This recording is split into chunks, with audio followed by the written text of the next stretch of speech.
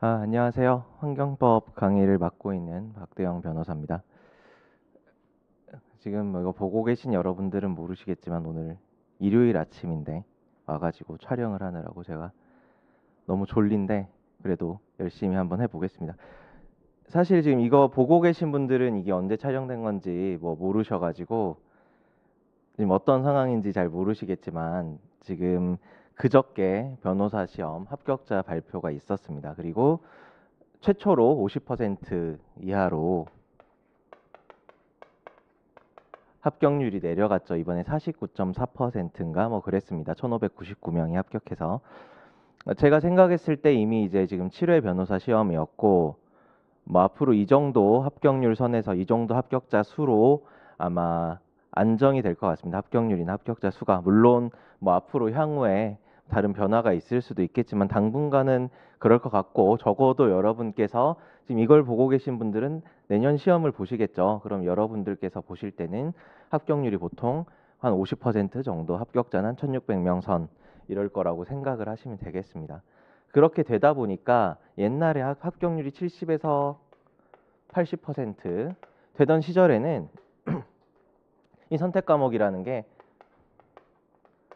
과락만 안 당하면 되는 그런 과목이었습니다. 그래서 사람들이 과락을 안 당하기에 가장 안전한 과목을 많이 선택을 했고요. 학습량이 적고 과락을 안 당할 수 있는 과목. 그래서 그 당시 이제 국제거래법이나 뭐 환경법도 그래서 사실 그 당시에 좀 주목을 받았었던 것 같고 그래서 그런 상황이었는데 이제 합격률이 50% 이하로 내려가다 보니까 여러분들이 이제 선택법에서도 물론 여러분이 선택법에 얼마나 많은 시간을 뭐 공부에 투자하실 수 있겠습니까마는 고득점을 노려야 되는 상황이 됐다 이거죠. 그래서 이번에 올해에는 기본 강의 올해 지금 시작하는 이 기본 강의 15시간 정도로 지금 준비를 했고 그다음에 뭐 원포인트 강의, 판례 강의, 사례 강의 뭐 이렇게 쭉 진행이 될 예정입니다. 그리고 제가 지금까지 강의를 하면서 느꼈었던 게 여러분들께서 이제 사실 이 15시간 수업으로는 뭐 핵심적인 내용밖에 전달을 할 수가 없는데 여러분들이 이제 각 개별 법상에 있는 조문들 중에서 뭐 시험에 뭐가 나올진 모르거든요. 그 조문 중에 이제 중요한 거는 이미 다 시험에 나왔고 자질구레한 조문들이 시험에 나오고 있는데 그런 것들 좀 정리해야 될 필요성이 있겠다 싶어서 제가 해야지 생각하고 못했었던 작업인데 그런 조문 정리 작업을 좀 해서 뭐 강의로까지는 안 되겠더라도 뭐 자료로라도 여러분들에게 나눠드릴 수 있도록 노력을 하겠습니다. 자, 그래서 지금 현재 그런 상황이다라는 거 알아두시고 제가 이번에 합격자 발표를 보면서 제 주변에 계신 분들 보니까 많이 떨어지셨어요. 주로 떨어지셨는데 제가 그 이유를 곰곰이 생각을 해봤더니 역시 수험 생활을 하면서 제 주위에 있다는 것 자체가 공부를 지금 열심히 안 했기 때문에 주위에 있는 건 아니겠지만은 뭐 아무래도 전념해서 공부하시는 분들에 비해서는 좀 학습량이 부족했을 수도 있지 않나 뭐 이런 생각도 좀 들었고요. 그래서 지금 저희 때야 합격률이 그래도 한 70% 가까이 되고 60%가 넘었으니까 사실 그래도 지금보단 부담이 덜했지만 이제 합격률이 내려갔기 때문에 여러분들께서 좀 더 학습에 매진을 해서 전념해서 공부를 좀 해주셔야 될 필요성이 있지 않을까 뭐 이런 생각이 들었습니다. 뭐 잘 아시겠지만 오늘 첫 시간이고 그래서 환경법의 이해 뭐 오리엔테이션 개념으로 이 부분부터 시작을 하겠습니다. 그래서 원래 일반적인 교재 같으면 이런 내용은 안 들어갈 텐데 어차피 저희는 변호사 시험을 위해서 환경법을 하는 거기 때문에 변호사 시험에서 환경법이 어떻게 나오는가 그다음에 환경법의 기본 개념 이 부분은 사실 일반적인 교재에서는 상당히 중요하게 다뤄지는 부분인데 저희는 시험하고 별 상관이 없으니까 매우 심플하게 다루겠습니다. 그다음에 환경권 이 환경권이라는 건 원래대로라고 하면 역시나 심플하게 다룰 생각이었는데 사회 변호사 시험에 일조권이 나오는 바람에 이 부분은 좀 저희가 여러분도 아시겠지만 강조를 하고 넘어가야 될 부분이 있습니다. 그래서 이런 내용으로 수업이 진행이 될 거고요. 뭐 잘 아시겠지만 지금까지는 환경권과 관련해 가지고 1조권 문제가 한 문제 출제가 된 적이 있었습니다. 한 문제가 거의 통으로 1조권 문제였었기 때문에 상당히 출제 비율이 지금까지 7회밖에 변호사 시험이 진행되지 않았기 때문에 높은 편이고요. 앞으로 1조권이 또 당분간 또 출제될 일은 없다라고 생각을 합니다. 다만 여러분들이 지금까지는 별로 중요하게 저희가 여기지 않았습니다만은 환경법의 기본 개념에 대해서도 출제 횟수가 늘어나면서 여러 교수님들께서 기본적인 사항을 체크할 수 있기 때문에 대충 뭐가 뭐다 정도는 여러분들이 알아두시면 좋겠다. 제가 작년까지 쓰던 교재에는 연혁이 있었는데 연혁은 과감하게 빼버렸습니다. 잘 보이시려는지 모르겠는데 첫 번째 일단 변호사 시험에서 환경법에 대해서 공부를 해보도록 하겠습니다. 뭐 이거야 당연히 오리엔테이션 개념이기 때문에 여러분들이 뭐 내용을 숙지하고 계셔야 된다든가 아셔야 된다는 건 아니고 환경법을 이제 처음 공부하시는 분들에게 환경법 시험이 어떻게 출제되는지 어떻게 공부하셔야 되는지 말씀을 드리기 위해서 집어넣어 놓은 부분입니다. 그러니까 여러분들이 환경법 공부를 이미 나는 여러 번 했다. 이런 거 필요 없다 생각하시는 분들은 과감하게 넘기셔도 됩니다. 자, 변호사 시험에서 환경법 문제가 어떻게 출제되는지 확인을 하고 이에 맞는 학습 계획을 세우는 게 목표입니다. 그래서 변호사 시험에서 환경법은 선택 과목입니다. 선택 과목은 잘 아시겠지만 160점입니다. 그 다음에 여러분들이 잘 아시겠지만 변호사 시험의 총점은 공법 400점, 그 다음에 형사법 400점, 민사 700점, 그 다음에 선택 160점 해서 더해서 1660점입니다. 그러니까 선택 과목이 약 10% 정도 비율을 차지하죠. 그런데 여러분들께서는 당연히 환경법이나 기타 선택 과목에 전체 학습량의 10%를 투자하시진 않습니다. 뭐 저도 그게 맞다라고 생각합니다. 다른 과목은 뭐 선택형 문제도 있고 외워야 될 것도 많고 그렇기 때문에 제가 뭐 선택 과목에 10% 공부를 투자하는 건 맞지 않다라고 생각하지만 적어도 전체 학습량의 한 3에서 4% 정도는 투자할 가치가 있다. 이렇게 생각을 합니다. 대부분의 분들은 근데 이것도 상당히 부담스러워하죠. 그래서 최대한 컴팩트하게 뭐 저희 강의는 준비가 돼 있습니다만은 고득점을 노리신다라고 하면 좀 더 개인적인 학습량을 늘리시면 좋을 것 같다는 생각이 듭니다. 법무부에서 발표한 변호사 시험 환경법의 범위는 여러분들 역시나 잘 알고 계시겠지만 9개 환경 법령입니다. 이제 여기에 뭐 이제 추가가 될지도 모르겠습니다만은 작년까지 시험에서는 9개 법이 환경법 시험 범위로 지정이 됐었고요. 그래서 환경정책기본법, 우리가 환경법의 모법이라고 얘기를 하는 환경정책기본법, 그 다음에 환경영향평가법. 환경영향평가는 사실 여러분들께서 뉴스에서도 많이 보실 수 있는 그런 겁니다. 최근에는 사드 문제로 뭐 논란이 됐었고요. 그 다음에 지금 삼성동에 건축하고 있는 현대 글로비스 타워의 환경영향평가에 대해서도 다시 좀 논란이 되고 있습니다. 여러분들 좀 이따 보시겠지만 봉은사 판례라는 게 있는데 그 현대 이제 글로비스 이번에 짓는 타워에 대해서도 봉은사의 일조권이나 조망권에 영향을 미치는 거에 대해서 제대로 평가가 되지 않은 거 아니냐 뭐 이런 얘기가 있었고요. 뭐 4대강 문제도 환경영향평가가 쟁점이 됐었던 거. 그래서 여러분들이 뉴스에서 은근히 환경영향평가에 대해서는 자주 보시게 됩니다. 그다음에 환경분쟁조정법. 이거는 뭐 좀 이따 보겠습니다만은 어떤 환경법에 대한 내용이라기보다는 환경 분쟁이 발생했을 때 그걸 어떻게 조정할지에 대해서 환경분쟁조정위원회 설립이나 그 운영에 관해서 규정을 해놓은 법입니다. 제가 변호사가 되고 느낀 건데 정말 우리나라에는 무슨 위원회가 많습니다. 특히나 무슨 조정위원회가 엄청나게 많은데 그 조정위원회가 설립되는 데는 다 그 법에 근거가 있어야 되고 그런 위원회 중에 하나인 환경분쟁조정위원회에도 그 근거법으로 환경분쟁조정법이 제정이 되어 있습니다. 그다음에 대기환경보존법, 이건 뭐 대기 환경을 우리가 보호하기 위해서 만들어진 여러 법 중에서 가장 기본적인 법이 되겠고요. 그다음에 수질 및 수생태계 보존에 관한 법률, 폐기물관리법, 토양환경보존법, 자연환경보존법, 소음진동관리법, 뭐 이런 법들이 시험에 출제가 됩니다. 뭐 이건 여러분들이 뭐 다 환경법 공부하시는 분이라고 하면 외우고 계시겠지만 아직 환경법을 공부하지 않으시는 분들은 이렇게 9개 법, 그 다음에 플러스 이 법들의 시행령까지가 시험 범위구나. 그래서 여러분들한테 나눠드리는 선택법 법전에 보면 이 법들하고 시행령들이 나와 있습니다. 네, 볼까요?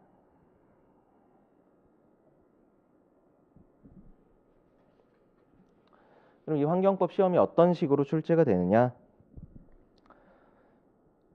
9개 법만 다 알면 되느냐?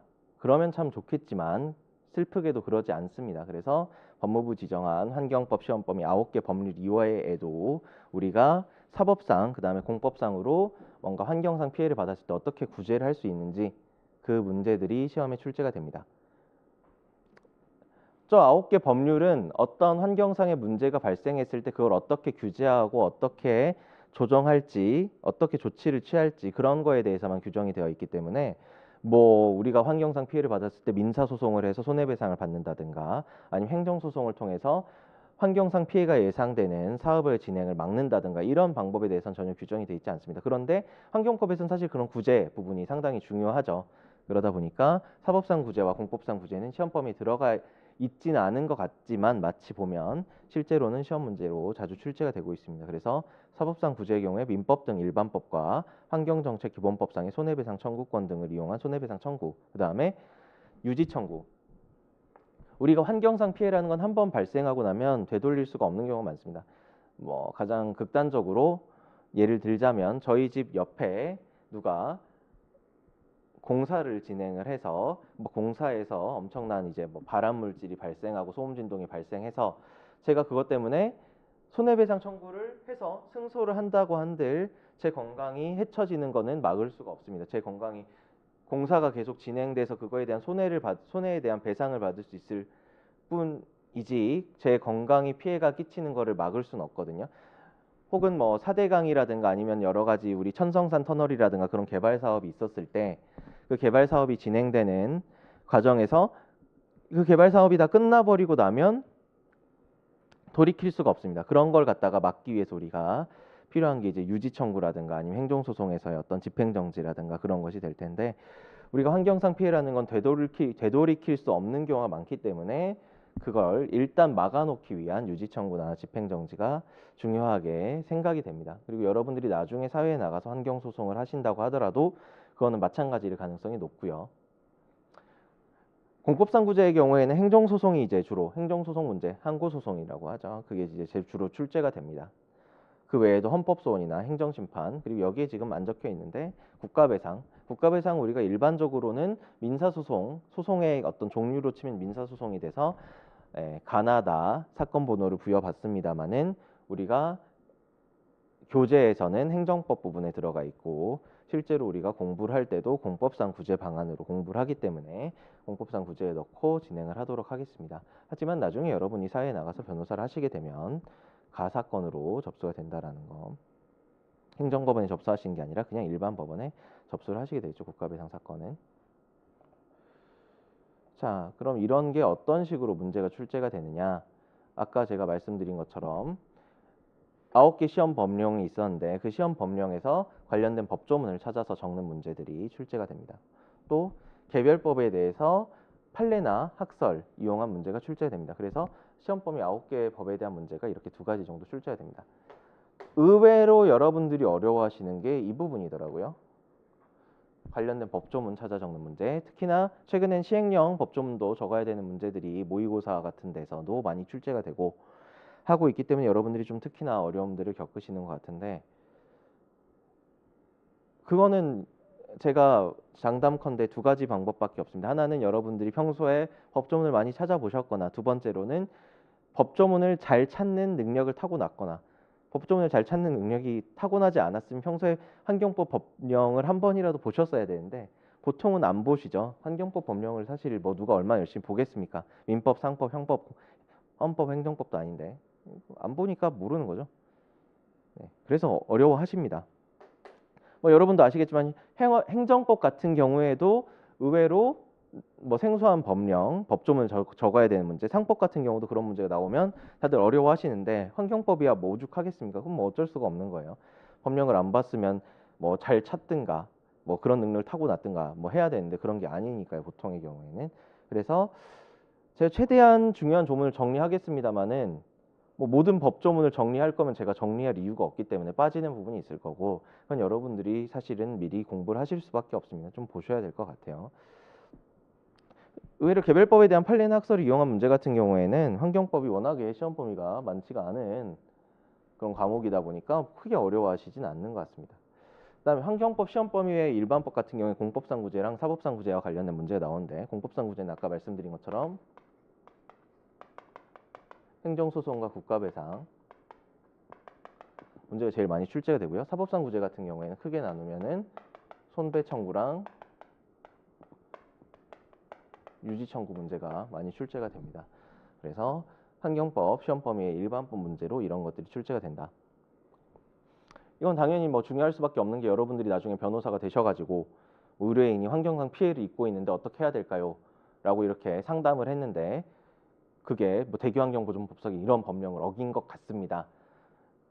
그러니까 뭐 행정청에 신고하세요. 이런 조언만 해줄 거면 변호사를 할 필요가 없죠. 그 사람들에 대해서 이런 손해배를 여러분들이 입고 있기 때문에 손해배상 청구하고 그 공장에서 그런 오염물질이 발생하지 않도록 뭐 가처분 신청을 합시다라든가 뭐 등등 그런 업무도 여러분들이 처리를 해야 되기 때문에 당연히 이런 문제들이 나오는 건 중요하다라고 생각을 합니다. 그래서 우리가 환경법을 크게 나누면 규제법하고 구제법으로 나눌 수 있다라고 하는데 일반적인 9개 법령에 대한 문제는 우리가 규제법이라고 볼 수 있을 거고요.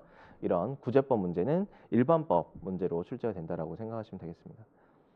자, 환경법 문제 그럼 풀 때 어떻게 접근하셔야 되느냐? 그래서 9개 법률 문제 같은 경우에는 이런 문제가 있다. 그런데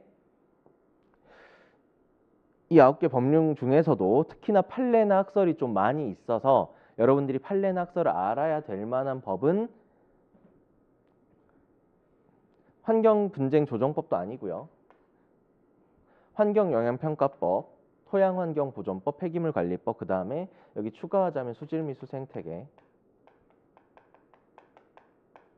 이 정도입니다. 나머지 법은 뭐 판례가 별로 중요한 것도 없고 학설도 별로 없고 공부하실 게 거의 없습니다. 이 부분 정도에서만 공부하시면 충분하다라고 생각을 하고요. 그래서 의외로 공부할 양이 많지가 않죠. 그 다음에 조문을 찾아 적어야 하는 법들이 있는데 이런 조문을 찾아 적어야 되는 법은 문제 나오는 게 뻔합니다. 보통 어떤 개인이 환경오염을 발생시켰을 때 행정청이 그걸 어떻게 조치를 취해서 막을 수 있는지 그런 수단들이 잘 기재되어 있는 곳에서 문제가 출제됩니다. 그래서 대기환경보존법, 수질및 수생태계 보존에 관한 법률, 폐기물관리법, 토양환경보존법 이런 것들이 이제 주로 출제가 된다. 그 다음에 절차상 어떤 식으로 절차가 진행되어야 되는지에 대해서 가끔 시험에서 물어보는 환경영향평가법 정도가 조문 찾아 적어야 되는 문제로 출제가 된다. 그래서 의외로 이 부분에 있어서 학습량이 그렇게 많지 않다는 거죠. 어쨌건 조문을 찾아 적어야 되는 문제가 여러분들이 어려워하는 이유 여러분들이 되게 이거 어렵다고 많이 얘기를 하시는데 이 어렵다고 하는 이유는 되게 간단합니다. 여러분이 환경법 공부를 안 해서 그렇죠. 네. 솔직히 저도 이해합니다. 누가 환경법 공부를 하겠습니까? 지금 민법 공부할 시간도 없는데. 근데 어쨌거나 조문을 지금까지 본 적이 없으니까 당연히 조문 문제가 어렵게 느껴질 수밖에 없고 그래서 최대한 제가 조문을 정리해 드리긴 하겠습니다만은 제가 조문을 많이 정리할 거면 조문을 정리할 이유가 없어요. 그냥 법전 보시라고 하면 되지. 그러니까 그러다 보면 놓치는 조문이 있을 수밖에 없고 그건 여러분들이 어쩔 수 없습니다. 여러분들이 공부하셔가지고 체크를 하셔야죠. 제가 쪽집게도 아니고 그렇다고 뭐 시험위원을 매수한 것도 아니고 제가 시험에 뭐가 나올지는 알 수가 없습니다. 그냥 제 나름대로 생각에 중요하다라고 생각하는 조문들을 정리할 수 있을 뿐이죠. 근데 거기서 꼭 시험 문제가 나오지 않고 전혀 중요하지 않은 지엽적인 부분에서 얼마든지 시험 문제는 출제될 수 있는 거거든요. 그런 부분까지 여러분들이 놓치고 싶지 않다라고 생각하시고 그 다음에 내가 조문 문제 평소에 약하다고 생각하시는 분들은 조문을 읽어보십시오. 환경법 조문 한번 읽어보면 그 다음에 찾는 건 어렵지가 않습니다. 그거 읽는데 시간 얼마 걸리지도 않습니다. 여러분 뭐 2000페이지짜리 민법 책 다 읽으시잖아요. 이거 조문 읽는 건 어렵지도 않습니다. 뭐 이게 학설도 아니고 뭐 이해하기 어려운 내용이 있는 것도 아닙니다.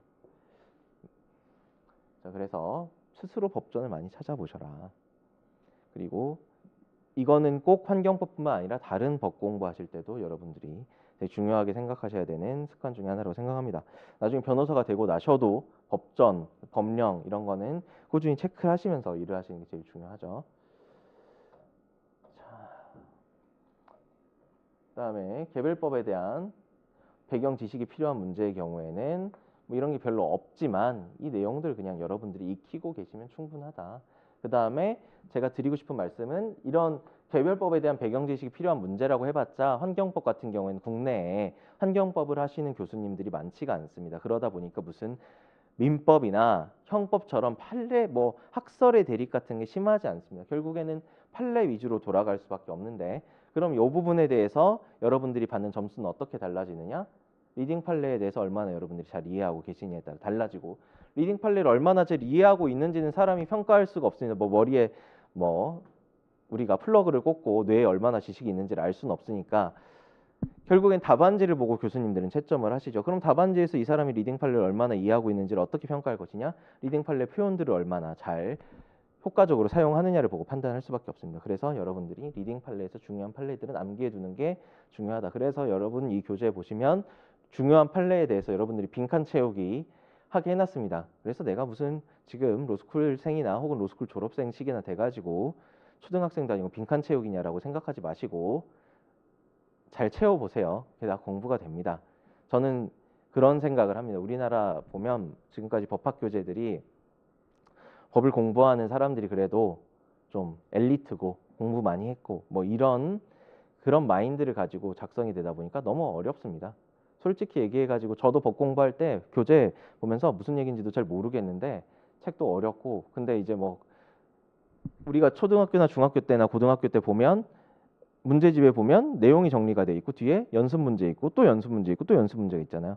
근데 그 2000페이지, 3000페이지짜리 교재에 봐도 그런 연습 문제가 없어가지고 내가 이걸 제대로 이해하고 있는 건지 뭐 알기가 어려운 경우가 많았습니다. 사례형 문제는 제가 솔직히 맘먹고 하나 풀라고 하면 한두 시간씩 걸리고요.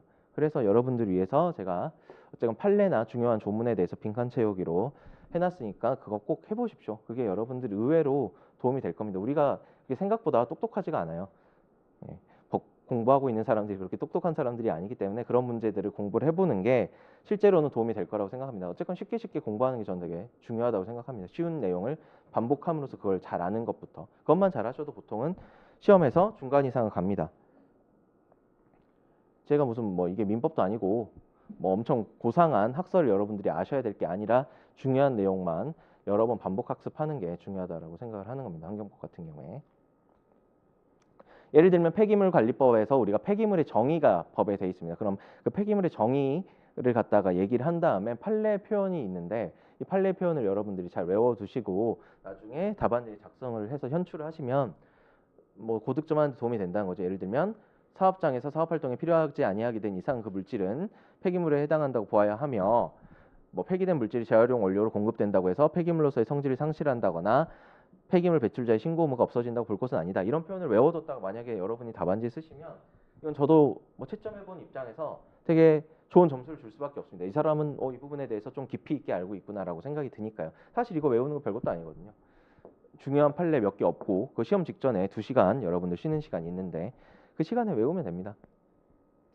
100% 정확하게 맞춰야 되는 것도 아니고요. 그래서 이런 것들 여러분들 정리해 두셨다가 시험 직전에 외워서 그냥 쓰시면 되는 거다. 평소에 외워두실 필요도 없습니다. 평소에 그냥 이런 거 있다 봐두시면 되고요. 자, 그다음에 공법상 구제 문제 같은 경우에 제가 말씀드렸던 것처럼 행정재송송, 국가배상, 헌법소원 이런 것들이 출제가 되는데 뭐 이런 내용들은 여러분들이 행정법이나 헌법 시간에 다 배웠던 거기 때문에 제가 일단 패스를 하겠습니다. 이거는 공법상 구제 문제 우리가 좀 이따 볼 때 그때 자세하게 얘기를 하도록 하겠고요. 그럼 한번 쭉 읽어보시면 됩니다. 어차피 또 한 번 얘기를 할 거라서요. 그다음에 사법상 구제 문제 같은 경우도 마찬가지로 저희가 좀 이따가 바로 수업 시간에 얘기를 할 거기 때문에 일단 이 부분은 이런 게 있다 정도 알아두시면 될 거고요. 자, 그래서 제가 환경법이라는 과목은 행정법이나 민법 등의 과목 등하고 시너지를 낼 수 있는 과목이라서 좋다는 생각을 첫 번째로 합니다. 예를 들면 민법에서의 불법행위 책임 부분이라든가 아니면 유지 청구 부분에 대해서 환경법 공부를 하면서 좀 더 깊이 있게 공부할 수가 있고요. 그다음에 행정법에서 취소 소송 부분, 특히나 제3자의 취소 소송, 그다음에 재량권 용으로의 수축을 이제 이론을 적용을 해가지고 뭐 행정 개입 청구권 같은 게 발생했다. 그래서 뭐 부작위 무효, 부작위 위법 확인 청구라든가 뭐 이런 걸 갖다가 청구를 하게 되는 소송들이 좀 있는데 부작위 위법 확인 소송이라든가 그런 내용들에 대해서 행정법 시간에도 사실은 그렇게 깊이 있게 볼 일이 없는데 환경법 공부를 하다 보면 여러분들이 보실 일이 많다. 그다음에 학습량 자체가 많지가 않고 많은 학생들이 응시를 올해도 할까요? 뭐 그건 잘 모르겠습니다. 근데 관성이란 게 있기 때문에 갑자기 확 줄어들진 않을 거라고 생각해요. 작년 환경법 문제는 그래도 나름 평이한 편이었고요. 솔직히 얘기해서 재작년하고 3년 전하고 4년 전하고 환경 문제가 좀 이상하게 나와서 사람들한테 이제 말이 많았는데 작년에는 그래도 무난하게 나왔기 때문에 그래도 어느 정도 많은 학생들이 응시할 걸로 보이고 그에 비해서 환경법 과목이 제가 알기로 그렇게 막 개설이 많이 아직도 안 돼 있는 걸로 압니다. 환경법을 뭐 저는 환경법을 뭐 12학점 듣고 또 따로 공부하고 했습니다만 보통은 이제 그렇게 환경법 공부를 하는 사람은 없죠. 네. 그래서 여러분들이 좀 공부하시면 고득점을 노릴 수 있는 과목이라 이렇게 생각을 한다.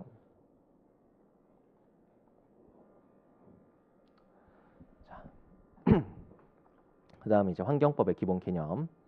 그래서 기본 원리에 어떤 것들이 있는가, 어떤 것들이 있는가, 그다음에 그런 게 어떤 의미를 가지고 있는가 이 정도만 여러분들이 아시면 되겠습니다. 자, 환경법의 체계 이건 뭐 사실 중요한 건 아닌데요. 여기는 사실은 제가 그림을 넣고 싶었는데 자, 일단 환경정책기본법이라는 법이 있습니다. 모든 환경법이 이제 기본이 되는 법이죠. 그다음에 이 국가환경보존 시책의 기본 이념과 방향을 제시하고 환경에 관한 기본 정책을 규정하고 기본 원리를 갖다가 제시를 하고 있는 법입니다. 일종의 환경법의 모법이 되죠. 이 법 위에 있는 게 당연히 이제 헌법입니다.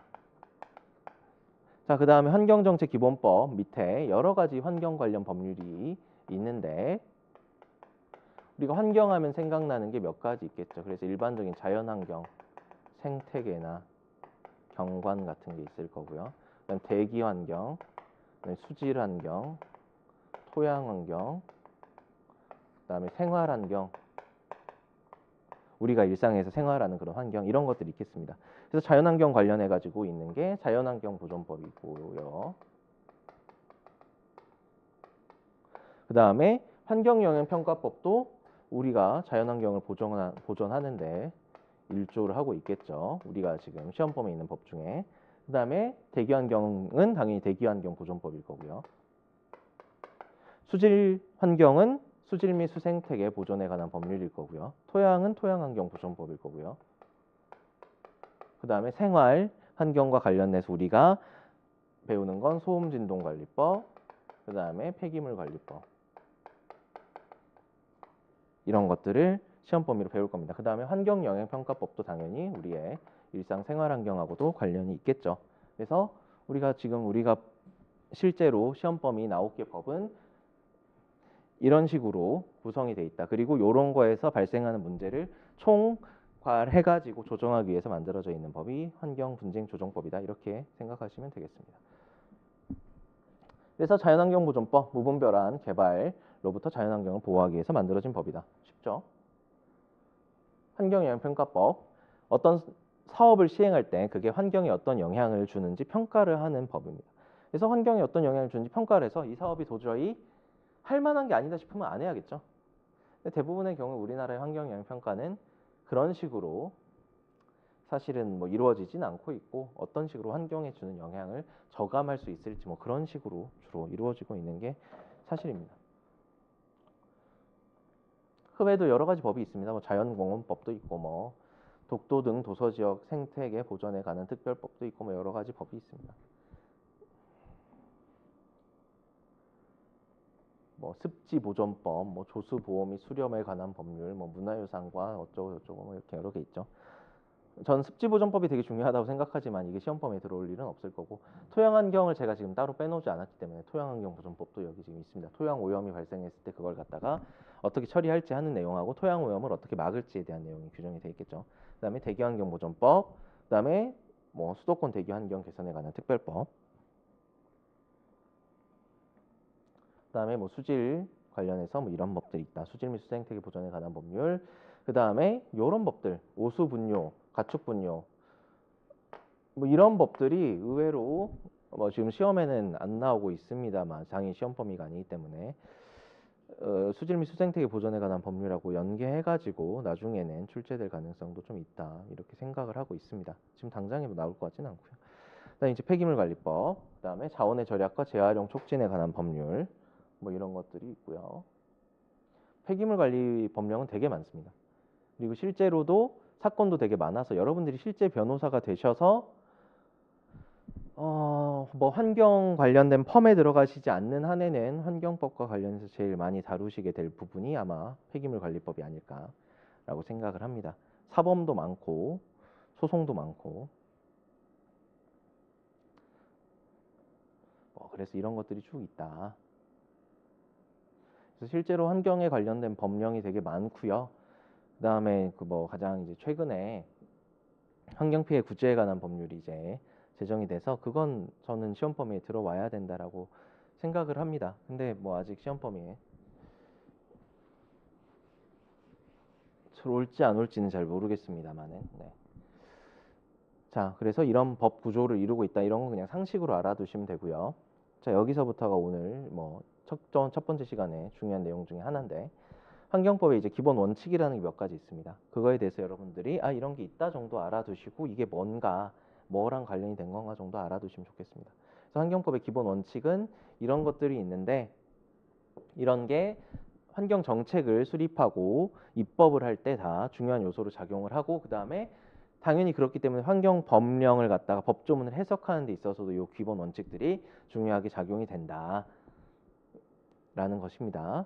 그래서 첫 번째로 예방의 원칙. 그래서 환경이라는 건 제가 아까 말씀드린 것처럼 한번 훼손이 되고 나면 돌이킬 수가 없는 경우가 많기 때문에 기본적으로는 오염이 발생한 후에 제거하는 것보다는 오염이 발생하지 않도록 예방하는 게 중요하다.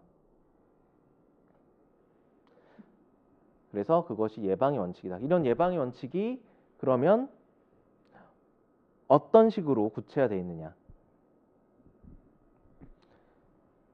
보통의 경우에는 뭐 예를 들어서 대기환경보전법 같은 경우에 어떤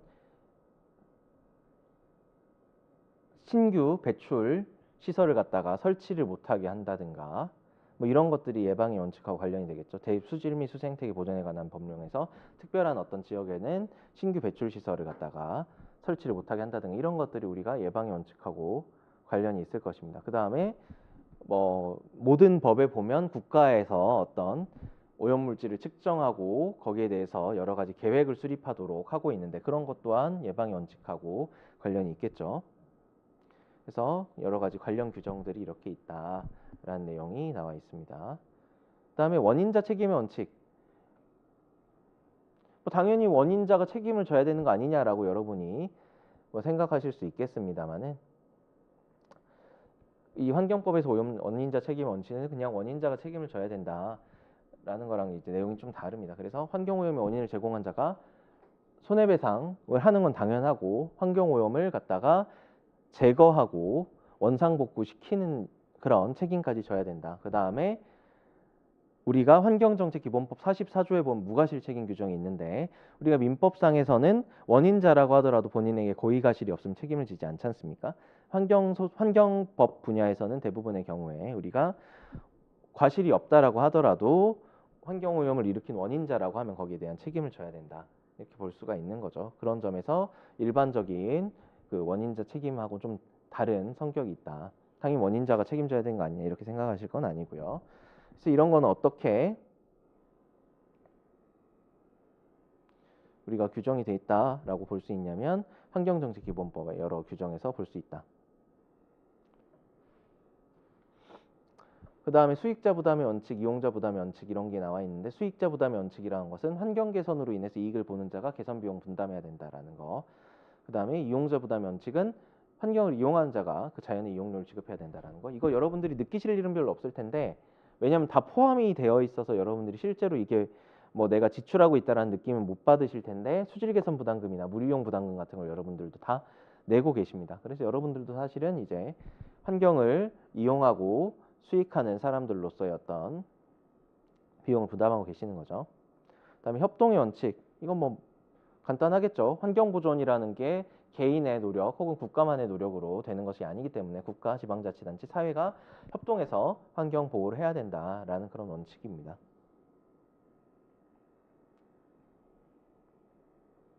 그래서 보면 뭐 환경영향평가법에서 주민들이 환경영향평가 절차에 참여할 수 있도록 하는 규정, 그다음에 환경 관련 정보에 대해서 정부가 공개를 해야 된다라는 그런 규정, 그런 것들이 우리가 협동의 원칙하고 관련된 것이다.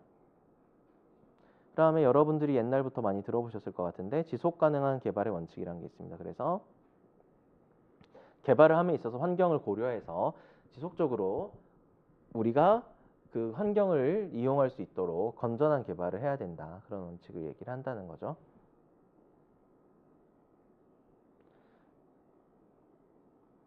자, 그래서 이런 기본 원칙들이 있다라는 거는 여러분들이 기억을 해두시면 좋을 것 같습니다.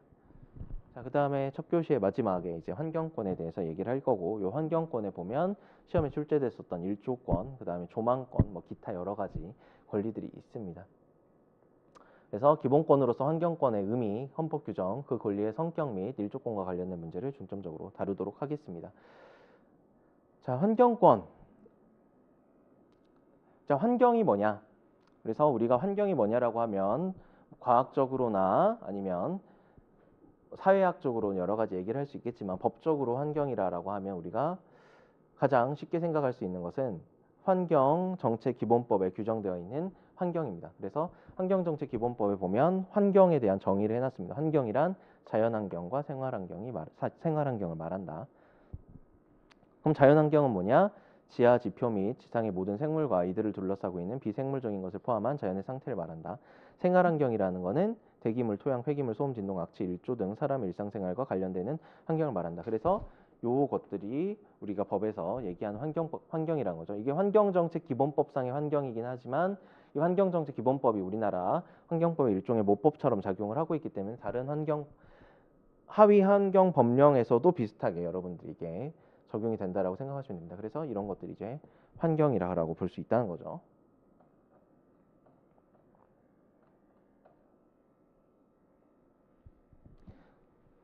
자, 그래서 우리가 헌법 35조에 보면 환경권에 관한 규정이 있는데 모든 국민은 뭐 쾌적한 환경에 생활할 권리가 있다라는 거죠. 환경권이 보호하려는 그런 그 환경에 쾌적한 환경에 자연적 환경뿐만 아니라 역사 문화적 환경, 사회 경제적 환경도 포함되는지가 문제되나 이거에 대해서는 그렇지 않다라는 의견이 이제 많다라는 내용이고요.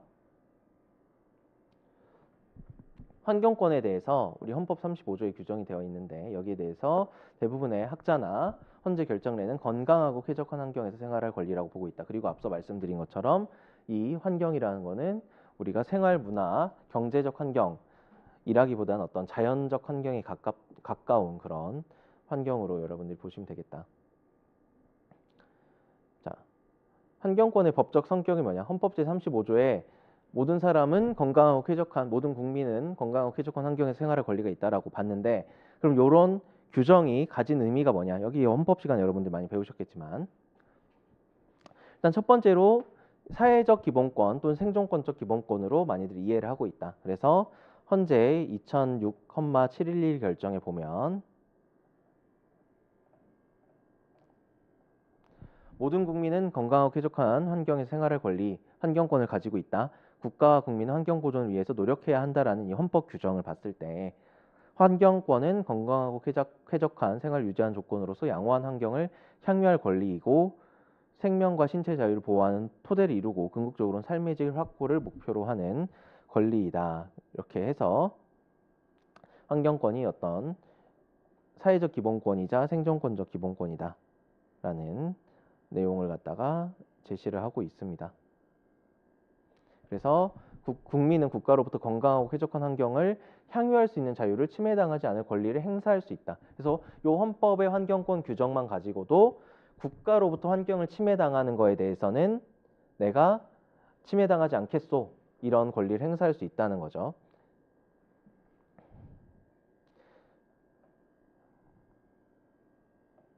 환경권의 내용과 행사는 법률에 의해서 구체적으로 정해지는 것이긴 하나 이 헌법 조항의 취지는 특별히 명문으로 헌법에서 정한 환경권은 입법자가 그 취지에 부합하도록 법률에 규정하라는 뜻이지 그냥 법률에 규정이 없으면 어떻게든 환경이 되든 말든 상관없다라는 내용이 아니다.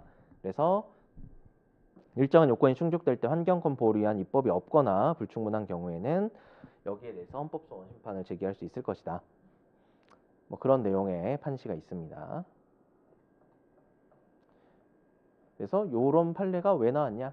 그래서 청구인이 동시 지방선거 선거운동 과정에서 후보자들이 확성장치를 하도 이렇게 막 해가지고 이제 얼마 안 남았죠. 지방선거. 소음을 유발해서 막 고통을 입고 있다.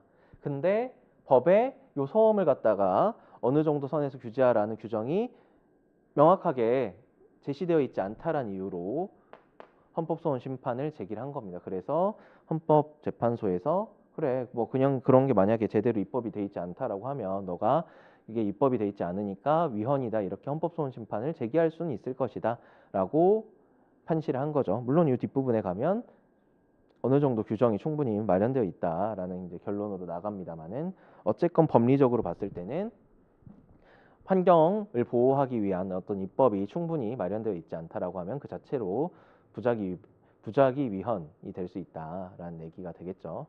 입법 부작위로 위헌이 될 수 있다. 자, 그다음에 이 환경권에 구체적인 권리성이 있느냐에 대한 여부가 다투어지는데 만약 구체적인 권리성이 있다라고 하면 환경권에 기해서 바로 뭐 국가에게 어떤 내용을 갖다가 청구를 한다거나 혹은 뭐 더 나아가서는 뭐 사인 간의 어떤 소송을 갖다 진행한다거나 뭐 이럴 수도 있을 거라고 우리가 생각할 수 있는데 긍정선은 헌법이 환경권을 국민의 기본권으로 인정하고 있고 현재 충분히 많은 환경 법률이 환경권의 내용을 구체화하고 있으므로 환경권은 구체적인 권리다라는 설이고요. 그 다음에 부정선은 환경권의 내용이 불명확해서 구체적 권리로 인정할 수 없고 다만 개별 법에 규정되어 있는 내용에 따라서 행사할 수 있을 뿐이다 권리를 이렇게 보고 있습니다. 판례는 환경권은 명문의 법률 규정이나 관계 법령의 규정 취지 및 조리에 비추어 이런 것들이 구체적으로 정립될 수 있어야만 인정되는 것이다. 그래서 환경권을 인정하는 명문의 규정이 없는 경우에는 환경권에 기해서 방해배제 청구권을 행사한다거나 할 수 없다. 그래서 구체적 권리로 보기 좀 힘들다. 이런 입장에 있는 걸로 보입니다. 그래서 여기 954-23378 판결에 보면 환경권에 관한 헌법 제35조 규정이 국민에게 직접적으로 구체적인 사법상의 권리를 보유한 것이라고 보기는 어렵다. 이렇게 나와 있죠. 그래서 지금 우리나라 어떤 판례 입장은 환경권이 어떤 구체적인 권리를 가지고 있다거나 사건성이 있다거나 이렇게 보기는 좀 힘들다라는 입장입니다.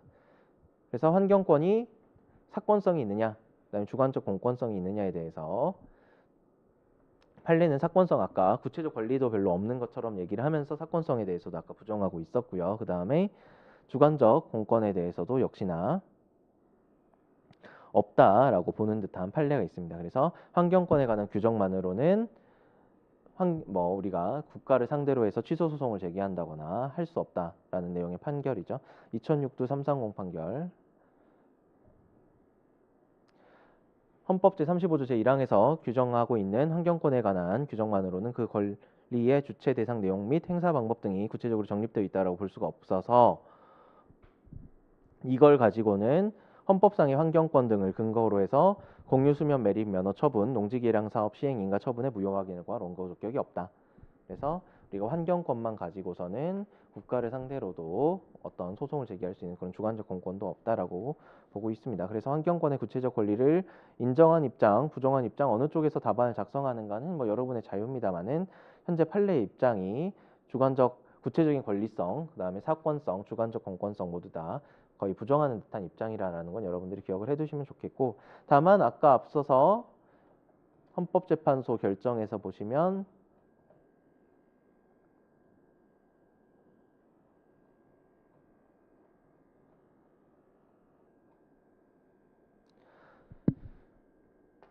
환경권의 내용과 행사라는 게 법으로 구체적으로 정해져야 되는 것이긴 하지만 이런 조항을 헌법에 둔 것은 환경권을 입법자가 그 취지에 부합하도록 법률로서 내용을 구체화하도록 한 것이기 때문에 만약에 전혀 입법이 되지 않고 있다라고 하면 거기에 대해서 우리가 전혀 입법이 되지 않고 있고 그것 때문에 나의 환경권이 과도하게 침해되고 있다라고 하면 거기에 대해서 헌법재판소에 그 구제를 구할 수 있다라는 거 하나. 그다음에 아까 말씀드린 것처럼 환경권을 행사함에 있어서 국민이 국가로부터 건강하고 쾌적한 환경을 향유할 수 있는 자유를 과도하게 침해당하고 있다라고 하면 그 경우에도 헌법상의 환경권을 근거로 해서 우리가 권리를 행사할 수 있을 거다라는 거 하나. 그래서 이 두 가지 정도는 기억을 해주십시오. 그래서 환경권은 기본적으로는 구체적 권리성 없고 사건성도 없고 공권성도 없다. 주관적 공권성도 없다라는 게 판례의 입장이지만 국가로부터 침해받을 때는 거기에 대해서 우리가 구제받을 수 있다. 그 다음에 입법이 되지 않아 자신의 어떤 역시 환경상 이익이 침해당할 때도 이 경우에도 우리가 헌법재판소를 통해서 구제받을 수 있다. 이 정도 내용을 여러분들이 기억을 해주시면 되겠습니다.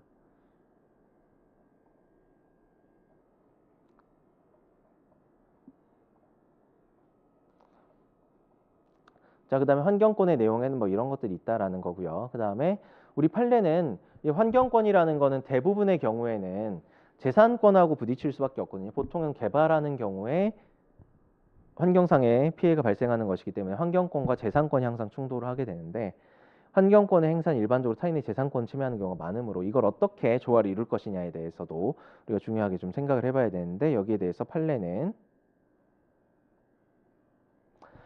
환경이 헌법에 의해서 보호되어야 하는 가치이긴 하지만 개발 역시 소홀히 할 수 없는 헌법상의 가치다.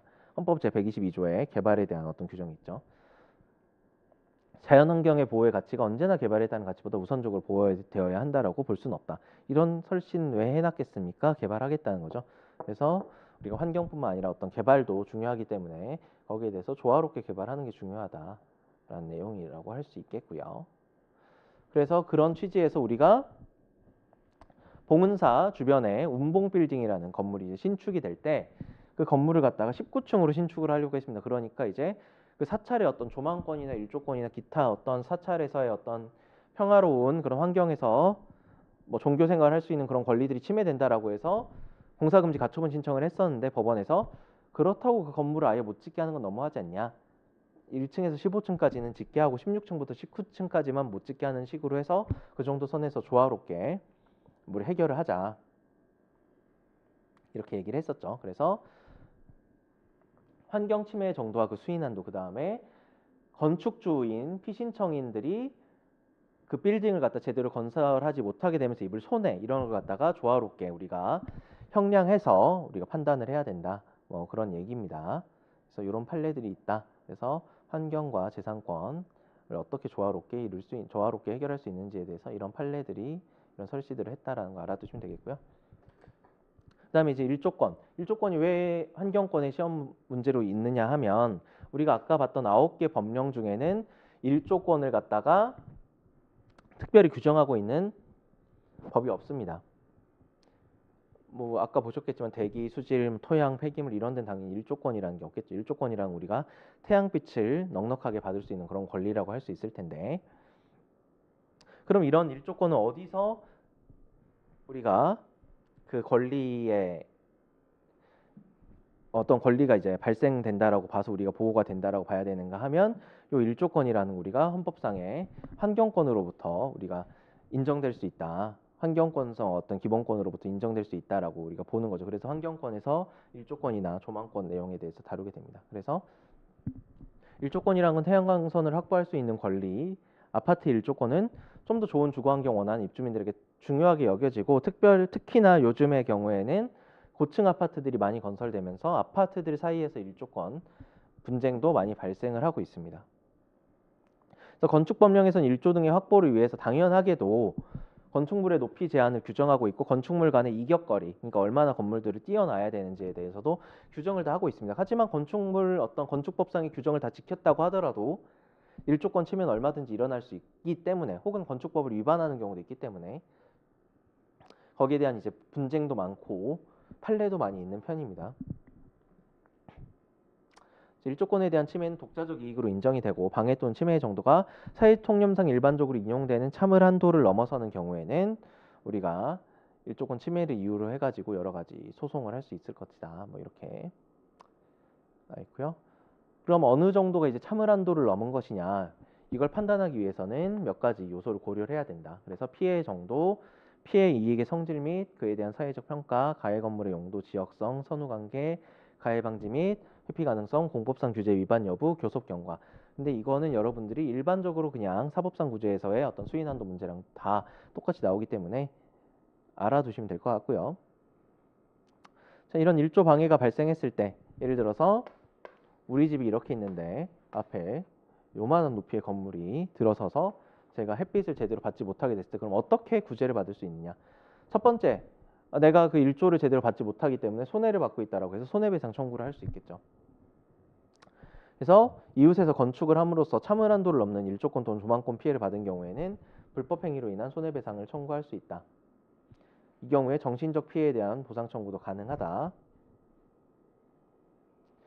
소멸시효는 날마다 새롭게 이거 제가 고쳐야 되는데 소멸시효는 날마다 새롭게 진행된다. 여기서는 제가 여기 앞에 빠져 있는 게 있는데 여러분 좀 이따 보시겠지만은 이 건축물이 그냥 완공된 날로부터 소멸시효가 진행되는 게 일반적입니다. 이게 원칙이고요. 근데 다만 이 건축물의 어떤 일조권 침해가 너무 심해서 이 건축물이 철거되어야 될 정도로 일조 침해가 심하다. 이런 경우에는 철거를 하지 않는 것 자체가 위법이기 때문에 그 경우에는 날마다 새롭게 소멸시효가 진행된다라는 것인데 저기 요 중간에 내용이 지금 빠져가지고요. 이거는 제가 추가를 하겠습니다. 자, 그래서 손해배상 청구를 할 수 있고 이 경우에 소멸시효는 일반적으로는 건축물이 어떤 완공이 된다거나 외부 골조가 완성됐을 때부터 진행이 되지만 소멸시효가 이 건축물이 철거되어야 될 정도로 위법한 경우에는 날마다 소멸시효가 진행된다. 그리고 당연히 일조권 침해 같은 경우에는 제가 손해를 알 수밖에 없기 때문에 단기 3년 소멸시효가 진행이 되겠죠.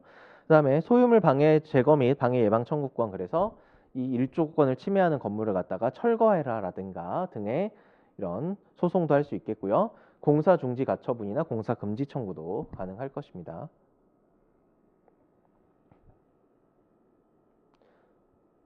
그다음에 우리가 이 건축물 허가에 대해서 이 건축물 허가가 위법하게 이루어졌다. 나의 일조권 침해가 이렇게 심각하게 발생하는 게 예상됨에도 잘못된 건축물 허가가 이루어졌다는 것을 이유로 해서 취소 소송이나 집행정지 신청 그다음에 만약에 일조권 침해가 이루어지도록 건물을 갖다 잘못 시공한 사람에게 대해서 분양계약상 채무불이행 및 타자담보 책임도 물을 수 있느냐 여기에 대해서 판례는 법상 주택건설 기준이나 건축관계 법령에 적합할 뿐만 아니라 분양계약 체결 당시에 수분양자에게 알려진 기본적인 건축 계획대로 만약에 건축이 됐다라고 하면 일정 시간에 일조가 확보되지 않고 조망이 가려진다라고 하더라도 분양계약상의 채무불이행 또는 하자담보 책임을 물을 수는 없다라고 판시를 한 바 있습니다. 무슨 얘기냐 하면 제가 아까 말씀드렸던 것들은 A가 B에 대해서 이 B라는 건물이 A라는 건물의 일조권을 침해할 때 이 A 건물에 살고 있는 사람들이 취할 수 있는 조치는 이 B 건물의 어떤 소유주에 대해서 손배 청구, 그 다음에 가처분 등 유지 청구 이런 걸 할 수 있을 거고요. 그 다음에 이 건물의 건축을 갖다가 허가해준 행정청 시에 대해서 이 건물이 갖다가 지어지면 내가 일조권 침해가 이렇게 심하게 발생할 텐데 왜 이걸 허가해줬냐라고 하면서 취소 소송, 그 다음에 집행정지 신청 뭐 이런 것도 집행정지 신청인 뭐 공사금지 어떤 경우에 이제 집행정지 신청이 되고 어떤 경우에 공사금지 가처분이 가능할지에 대해서는 여러분들이 판단을 하시면 되고요. 뭐 이런 것들이 이제 가능할 것이다. 그렇다라고 하면 요 A라는 건물을 갖다가 지은 D라는 시공사가 있을 때 요 D라는 시공사 혹은 뭐 분양사에 대해서 내가 일조권 침해를 받는 걸 이유로 해가지고 채무불이행 책임이나 하자담보 책임을 물을 수 있느냐 요 거에 대한 얘기인데 만약에 요 A라는 건물이 건축관계 법령 및 주택건설 기준에 적합하게 지어졌고 분양계약 체결 당시에 이렇게 건물이 지어질 것이다라고 얘기를 만약에 다 했고 수분양자 그걸 알고 있었다라고 하면 설령 일조권 침해나 조망권 침해가 일조권이나 조망권이 충분히 확보되지 못한다고 하더라도 요 분양계약상의 채무불이행 책임이나 하자담보 책임을 물을 수는 없다. 뭐 이런 내용입니다. 그래서 일조권 침해가 발생했을 때 우리가 그 일조권 침해에 대한 책임을 물을 수 있는 곳을 몇 군데 생각해 볼 수 있는데 상대 건물에 대해서는 이런 것들을 할 수 있다. 그 다음에 이 건물을 허가해 준 행정청에 대해서는 이런 걸 할 수 있다. 그 다음에 그러면 내가 살고 있는 건물을 갖다가 지은 사람에게는 어떤 책임을 물을 수 있느냐에 대해서 요런 경우라고 하면 책임을 물을 수 없다는 거죠. 건축관계 법령을 위반한 것도 없고 처음 분양 계획대로 건축이 된 경우라고 하면 책임을 물을 수가 없다. 물론 요렇지 않은 경우에는 책임을 물을 수 있는 경우도 있겠죠.